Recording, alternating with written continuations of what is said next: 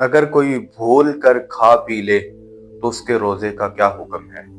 अगर कोई बंदा भूल कर खा या पी लेता है तो ना उसका रोजा टूटेगा, ना उस पे कोई कज़ा है।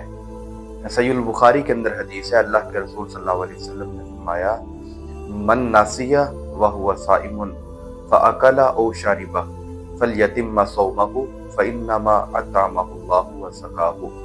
अल्लाह के रसूल सल्लल्लाहु अलैहि वसल्लम ने फरमाया कि जो बंदा भूल गया और उसने भूल कर कुछ भी खा लिया और इस हाल में कि वो रोजेदार था, तो उसे चाहिए कि वो अपना रोजा मुकम्मल करे, क्योंकि उसको अल्लाह ताला ने खिलाया और पिलाया है।